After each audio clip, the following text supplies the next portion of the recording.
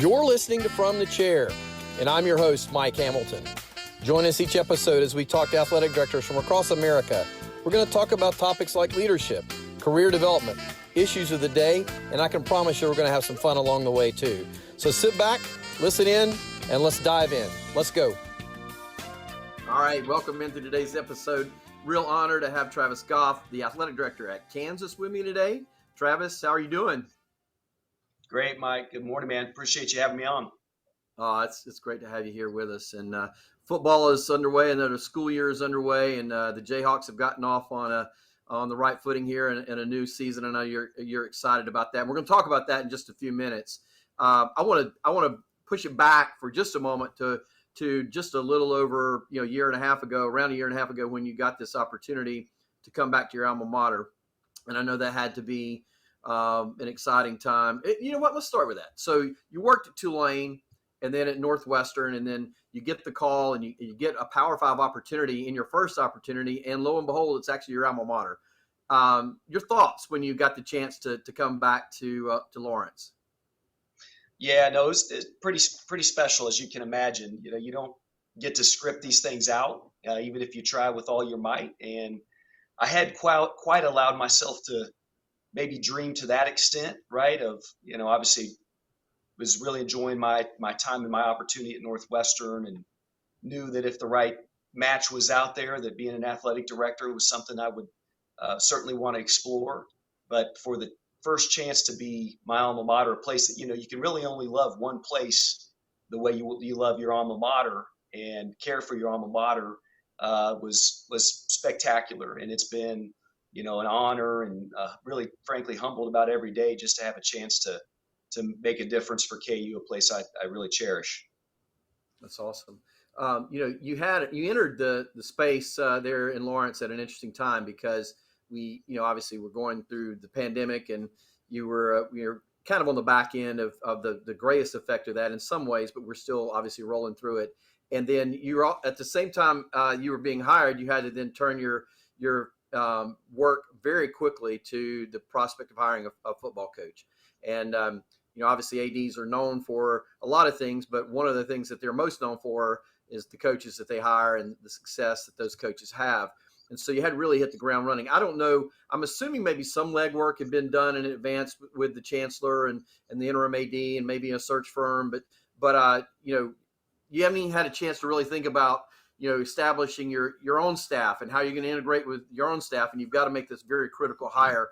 Let me share a little bit with me about how that became, I guess were you fully focused on that to the and the other things, just, hey, these other things are going to come, right? But the football focus is the number one thing. Or how did you hit the ground running there, with that being one of the biggest tasks at hand? Yeah, I mean, the good news, of course, is that going through the interview process, you're really prepping like you're in your first handful of days. You're trying to live in real time around and bring to life and paint a picture about how you're going to operate in those early days, weeks, and months. And there was no question that the football hire was at the very forefront of that. And I'll tell you what, in hindsight, looking back, is probably a great thing for a variety of reasons. But one of those being, you start your first AD job, you've got 100 things on the list that you really want to tend to and focus on.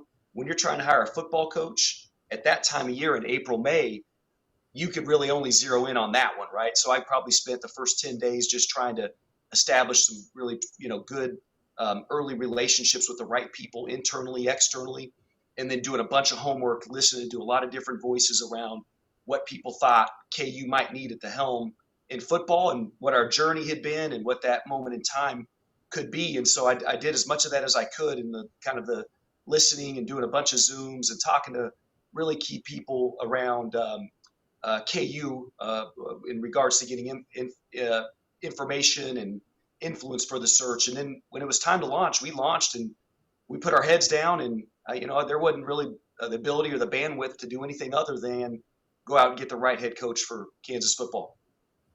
The folks who follow Division I athletics probably know Lance most from his time in Buffalo, but if you really peel back his resume, his time in Wisconsin Whitewater was nothing short of phenomenal, right? I mean, 6 national championships, 5 undefeated seasons. Winners win. and he won there, he won at Buffalo. You can already see his handiwork happening in Kansas. Tell me a little bit about why Lance was the right hire for the Jayhawks. I think you got to learn from your past, your history. I think you learn from the experiences you have, right? So I had tried to learn as much as I could about where KU had been in the sport of football, and as being an alum and really having followed the program to an extent, I had a baseline of that, but I had to dig deep going into that search. And then, of course, I had to lean on what I had known and seen and lived most recently, in particular at Northwestern.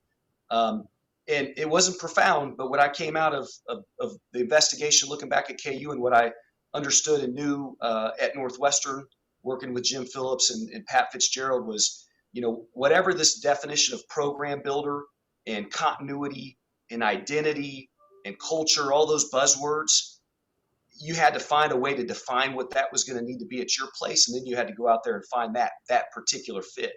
It had to be about substance, right? It wasn't going to be about winning a press conference or all the different things that can come from this industry. It was purely going to be substance and somebody that had done what had to be done at KU, which was to build something for some degree of sustained success. But you can't think about, to me, you couldn't think about all the blue sky up there until you really address the foundation and some of the cracks. And boy, what Lance and his staff has done in short order to not just addressing the foundation, but also now starting to see some real, return on the potential that's out there in front of us. It's been pretty special.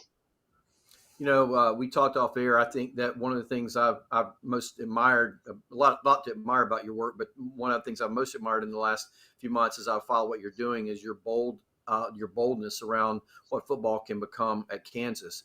And I think that's, you set the standards as an athletic director, right? And part of this, where Kansas football can go, is hiring the right football coach, which, seemingly you've got a great guy in the chair now, and he'll do all the things from a recruiting standpoint and program management and culture and that kind of thing. And as an athletic director, you're there to support and undergird him and provide the resources for him and his staff to be successful.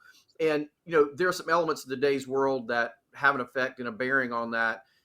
Contracts for the right kinds of contracts to retain coaches, certainly facilities. I've seen you're talking about some facility work north of $300 million at Booth Stadium.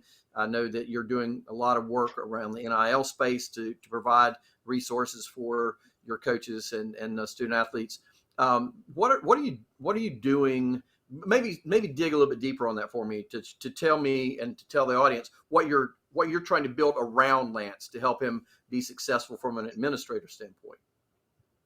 Yeah, I mean, I think, you referenced a lot of it, Mike. I think in this day and age, I mean, this isn't a new phenomenon. This has been the case for a while, but I think in particular in September of 2022, it's all those things. It's not just 1, 2, 3 of the aforementioned that is critical to really build something for some sustained success. It's all of them, and it's trying to find the balance of, where does obviously the facility and infrastructure investment need to be? Where does, I think, a culture shift of an entire institution need to fall in line? And I really think about it that way day in and day out. The University of Kansas, certainly in the last decade or so, maybe beyond a decade now, hasn't had the kind of success we aspire to have in football. So why is that?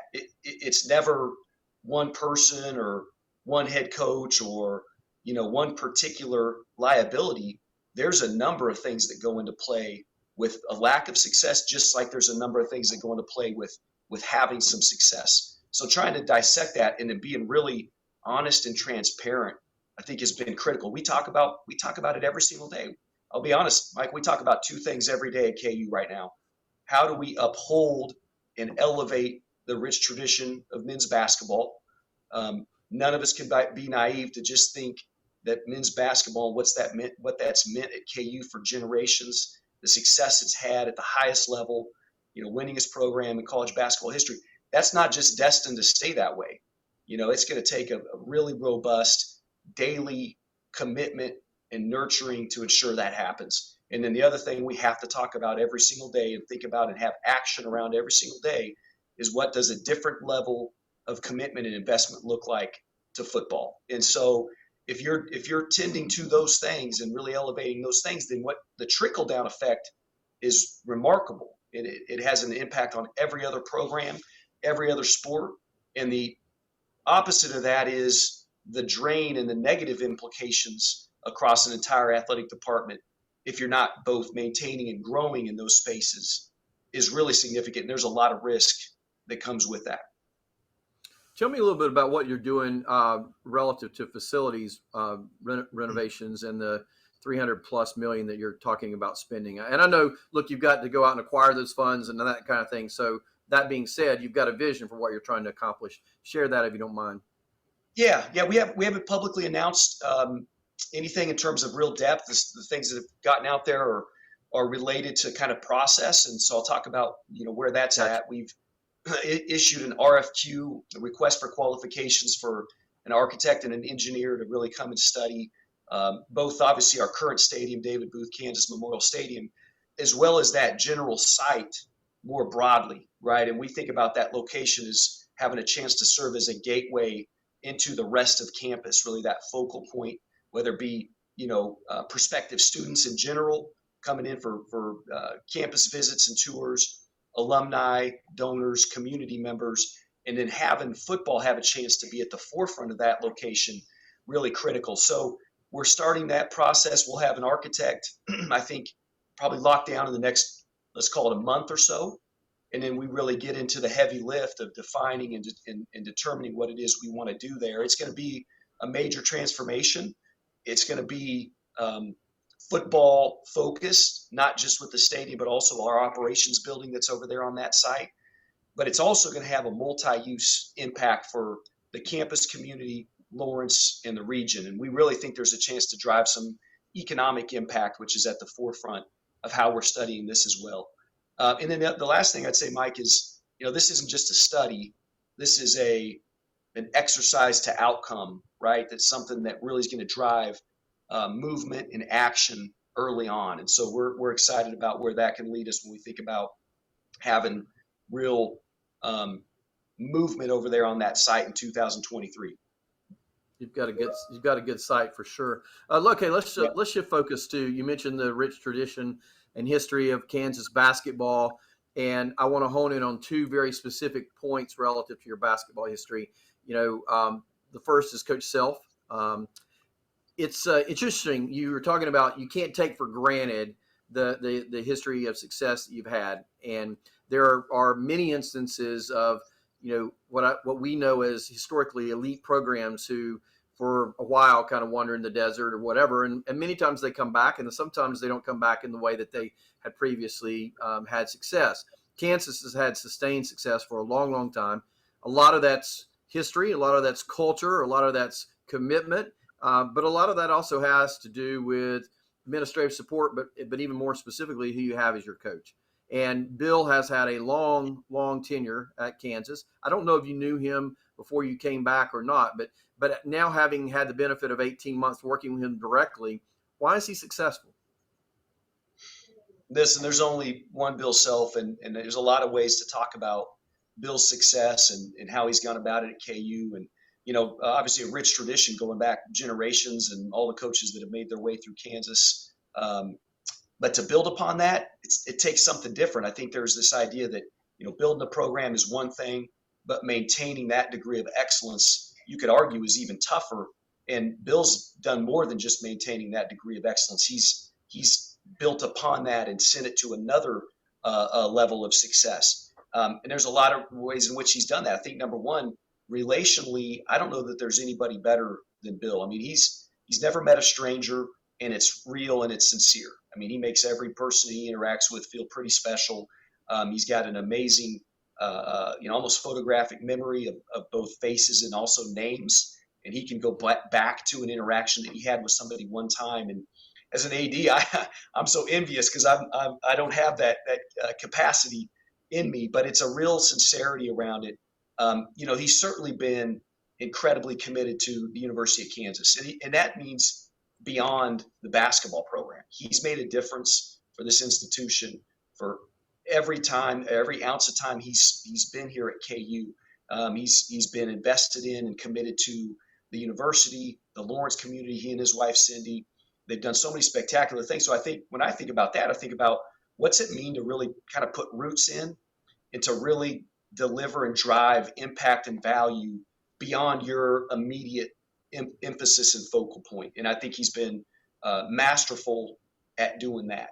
And then, of course, what else does it take? Gosh, it takes a commitment to excellence that is unwavering. The standard that he sets day in and day out for the young men in his program, there aren't very many that can meet that standard. And those young guys develop and grow in ways that I've never seen before. And I just had a chance to witness it this past year from a team that was good but was having some struggles, even getting into deeper into conference play.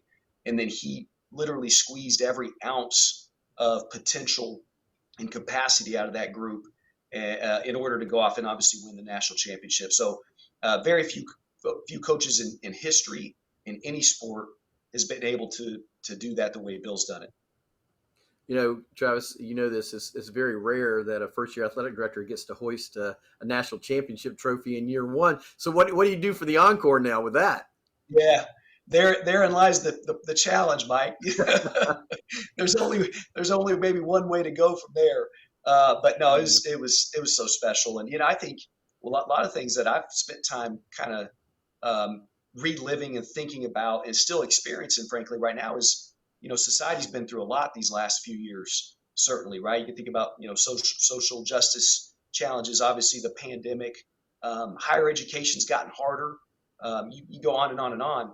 And the reality is, in my estimation, this past March in NCAA tournament was the first one in a few years that didn't have the COVID cloud hanging over it. I mean, there's still some dynamics, but our fans were together. They were in person in full arenas here in Lawrence and Allen Fieldhouse, night in and night out. They were with us in Kansas City for the Big 12 tourney, down to Fort Worth, then to Chicago and New Orleans.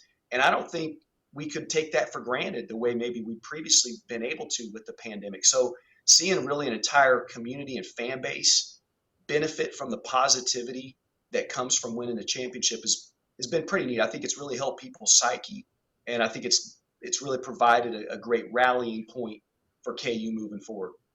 Yeah.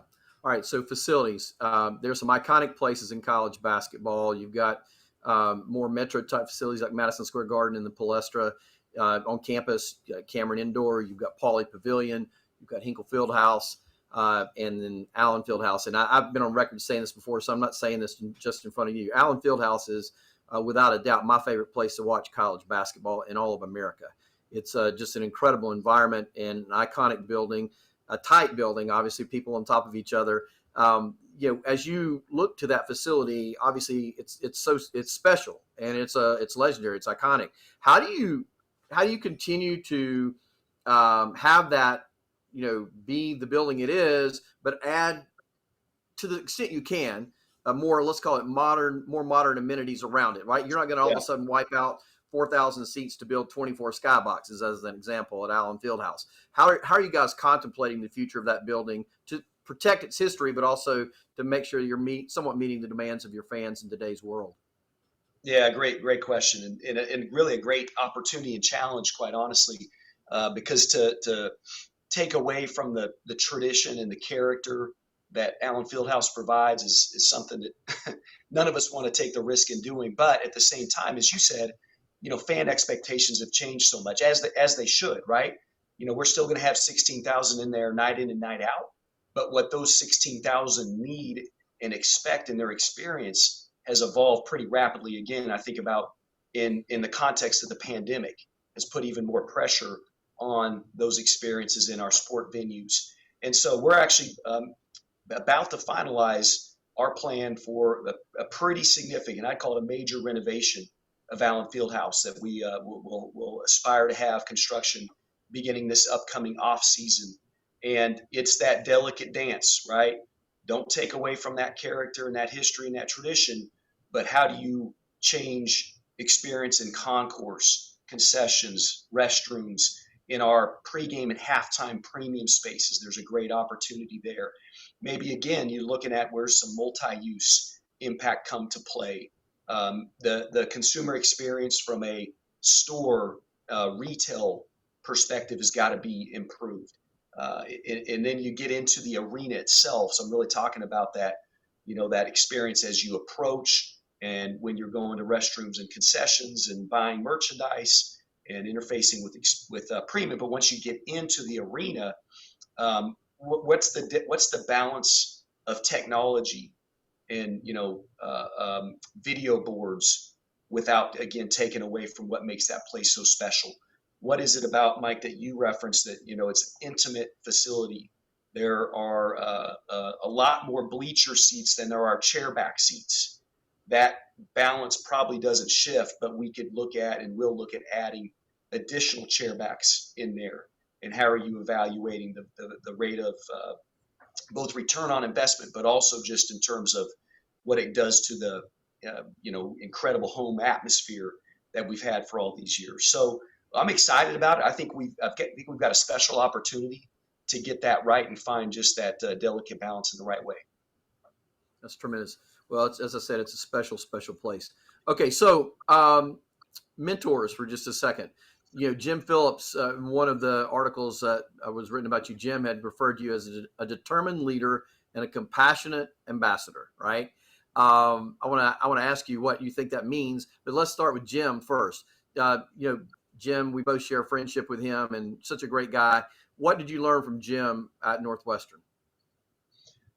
Where to start? I mean, truly, I've spent almost 9 years with Jim there at Northwestern. Some pretty formative years, I think, for Northwestern. Some major investment and undertakings and transformation that was taking place. So to live that at an institution as unique as Northwestern with a leader like Jim was pretty special. And I fall back on those learnings just about every single day. I think you talk about being committed to the broader institution, I think at the forefront, right? We've got a lot of things on our plate in athletics, but as an athletic director, you've got to add value for the rest of the institution. You've got to think about how you can represent the rest of the institution.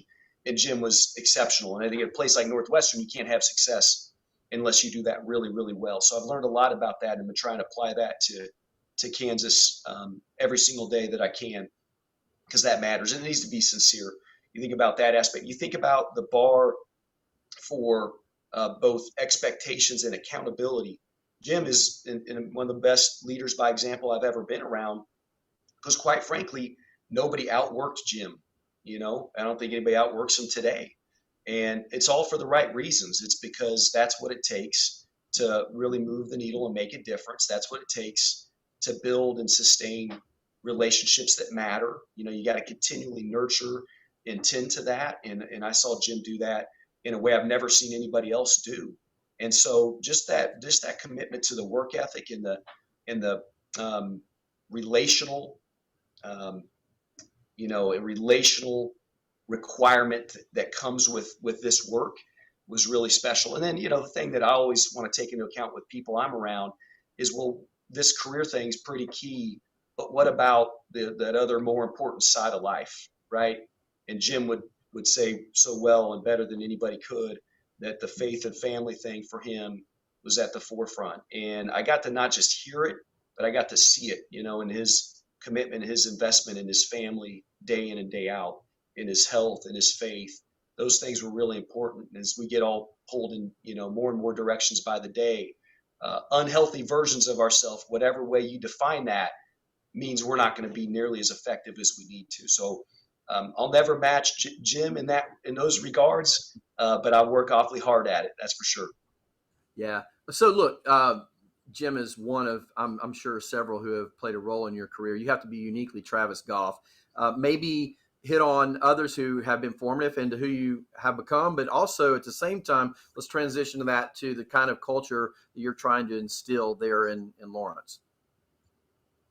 Yeah, there's a bunch of them, Mike. I learned a lot from Rick Dixon at Tulane during my early years in this industry, and Rick is a special guy, and I've seen him navigate Hurricane Katrina for that athletic department and that institution is something I think about again regularly and learn so much from just by being by his side on those occasions. So that's one I think about often. You think about the football build, right? And the importance of that, spending time with Pat Fitzgerald at Northwestern and seeing that day-to-day commitment to what it takes to nurture an identity and a culture and continuity in that sport was really important for me to learn from. And then I go back in a lot of ways. I go back to my Kansas roots. Who are the people that I was around, whether it be obviously could go on and on like everybody, but a couple grandfathers who were entrepreneurs, small business, gave back to their community, and then having seen my parents and what they'd led and demonstrated day in and day out to the three of us is those are the things probably that start to show up more and more as I get further along in my career, because I think that's that authentic version, Mike, that you reference. I can only be one person. I don't ever want to be anybody else. And I think that authentic stuff comes from, your youth and your childhood and those early experiences, and you start to lean on that more and more. As it relates to culture and what we're trying to build here, I think that stuff's right there at the forefront. You think about, determined, you think about committed, you think about accountability. Those things absolutely matter, and you've got to drive and demonstrate that every single day. But I think you can do that while also having some empathy. I think you can do that while also having a great degree of humility. And I think you can do that while also really, putting people first. And we're trying to do that at KU. And we don't get it right every time, but I think it's an unwavering commitment to doing both those things really simultaneously. Yeah, that's good. That's really good stuff. How do you keep your sanity amidst all the chaos that's going on in college athletics right now? What do you do? What do you do to make sure that you stay focused personally on the most critical task, and obviously deal with the hottest fires that are coming along the way, and there are a lot of them in today's world, but also making sure that you keep Kansas athletics on the straight road as much as you can relative to where you're going as an institution. Yeah. Well, my family, first of all, I mean, being around with my wife when and where we can, and being around these three kids who are still pretty little, but not as little as I remember them being, is at the forefront of that. That gives me balance that I wouldn't be very, very good, very healthy if I didn't have. So it really starts there. And then I think a couple things, honestly, Mike, sense of humor and optimism. I mean, I always have tried to be optimistic, but I think you've got to find optimism each and every day, because the curveballs are coming, the challenges are coming, and you just have to seek that, and then you have to live that, right? And then I think you have to demonstrate that for your team, for your staff, and then a sense of humor. I mean, there's been plenty of days, like truly, I'll be on my way home, and I'll just reflect back on, can you believe what happened today? Can you believe the immense challenges, or in many ways, I think about the stakes. I mean, there have been some humbling moments where I think about the stakes that are right there in front of us that I'm asked to lead the charge on for an entire institution. And what do I do sometimes? Sometimes I just have a good chuckle and go, well, hey, let's take advantage of it. Let's do everything we can. Let's be optimistic, and then let's see where that takes us, because there's so many things that are those uncontrollable. So those are some of the attributes that really, I think, carry me for day in and day out. That's great. Well, steady hand in the middle of all that's going on is important. And look, let's call it what it is. At the end of the day, the reality of obviously trying to be successful and provide the resources for your coaches and your student athletes, but remembering that even in the context of all that's being said today about the dollars involved and so forth, there's still young people that you're trying to affect their lives, right? And you're doing it in the context of a college campus environment where academics is still important, and it's a place where fans can come and sort of check out and engage with something they love for a period of time. And it's a special, college athletics is a special place to work. And I know there's serious things that are happening day in and day out, but I hope for you and the sake of others who are listening to this, you can, as you said, you can kind of pause for a moment and realize, hey, this is a pretty good opportunity, right? No question. No question. I mean, Yeah. I think about just yesterday, which is a Sunday, and getting out to a soccer match with my girls, and then having a chance to visit after the game with one of the student athletes who had a pretty significant season-ending injury, who's going through a really difficult rehab, and the emotion that she shared about that, and the way she talked about the support she has, people who are really committed to her, not just in her physical recovery, but in all the other key parts, and certainly including, the mental side of that challenge. And that's when you get, that ultimate reminder of why we do this stuff, why it has such a formative transformation on young people, is because there's real stuff that these young people are going through, just as there is for the adults who are the professionals, right? And so when you humanize that, it's a pretty powerful thing. And there are way too many moments, focuses, days that pull us away from humanizing the work we do. And without that, I'll tell you what, I don't know that anybody would want to do this kind of work. And so those things really give the ultimate fuel to continuing to push forward. And you're really seeing a true transformation of young people. And that's a pretty beautiful thing. All right, let's end on this. A lot of uniqueness in college athletics with cheers and mascots and chants and all those kind of things. And so, what is a Tar Heel? What does Rocky Top mean? What's a Billiken? What's Rock Chalk? Rock Chalk, my goodness, this goes way back, early days of the University of Kansas. It started with Rah Rah Jayhawk. Okay, so Jayhawk had been established. They started with the chant Rah Rah, and Rah Rah just didn't flow as well. And next thing you know, it starts to transition to Rock Chalk. And the chalk part of it is a reference to all the limestone that really covers huge swaths of the state of Kansas. And so the chalk started to make some sense, not just with the flow of the chant, but also unique to the state of Kansas and the region and the geography. So Rock Chalk, Jayhawk evolved from Rah Rah Jayhawk, and you get the chalk in there, and there's nothing better, is there? Yes, it's awesome.